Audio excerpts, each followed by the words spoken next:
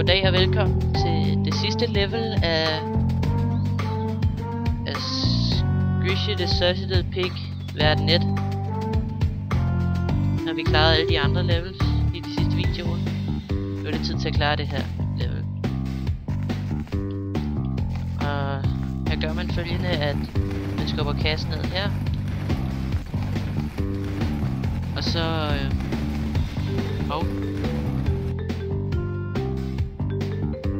man skubber kassen ned, og så tager man æblerne.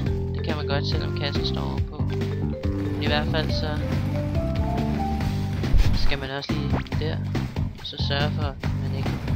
Det æble kan man tage til senere. Man skal i hvert fald lige skubbe den her til nitrovand, og så kan man op og trække i håndtaget, og så skubbe den hen til dem her. Når man så går op og trækker i håndtaget, så trykker på... Jeg har faktisk glemt, hvad det hedder. Trykker på den der aftrækker ting. Gør man det, man passer selvfølgelig, så springer de nemlig i luften, de der ting der. Og så passer man selvfølgelig på, at man ikke bliver ramt af de der flyvende økser der. Man sikrer sig lige, at man får alle æblerne her. Og så løber man tilbage. Og så ned i hullet her. Nu var man ned til jordvand, eller den underjordiske sted. Der. Ryk den opad. Kig i portalen. Vær lynhurtig. Skarp. Hvorfor... Nå, men i hvert fald skal man gøre noget andet. Sådan. Det. Sådan der kan man faktisk også gøre. Så her skal man skubbe nitroen ned. Husk at tage læbnerne selvfølgelig. Og så skubber vi den her, tager vi kassen.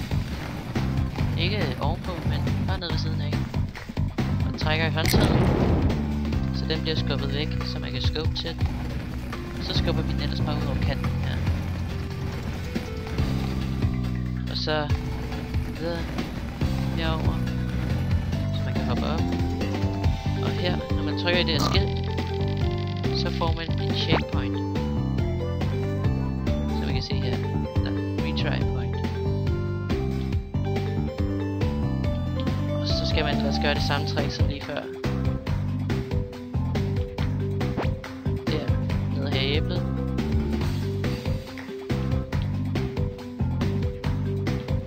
Hvis I ikke kan forstå hvad det er jeg gør, så det jeg gør, det er at når jeg kommer op i toppen, så når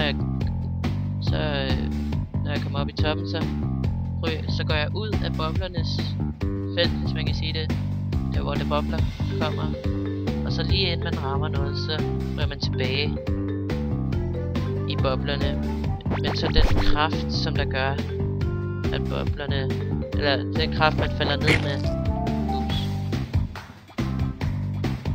den flyver man så videre ned, fordi at ligesom den er så tung og tyk.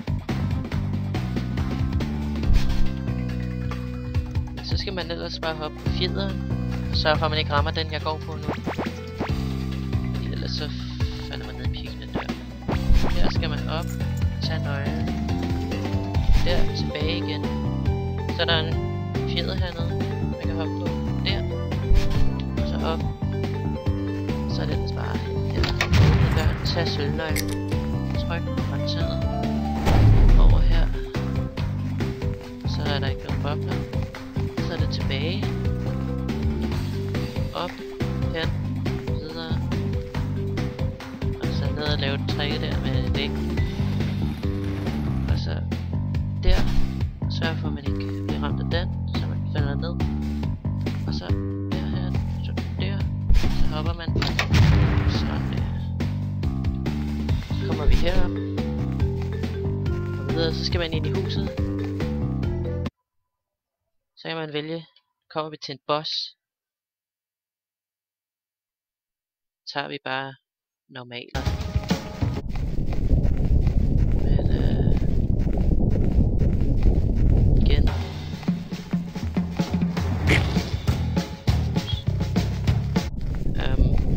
igen så de 3 slag, den skal have, for at den går i stykker.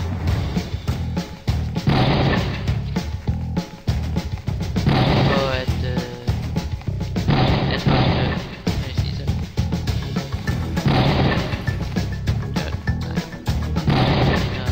I hvert fald blive ramt af det, tror jeg. Oh my god.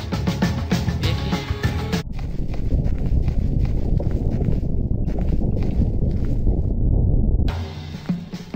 Altså det er ikke noget man skal vælge at gå til den her side, hvor jeg går herover til at starte med. Bare fordi, at det er den side jeg bedst kan lide at starte.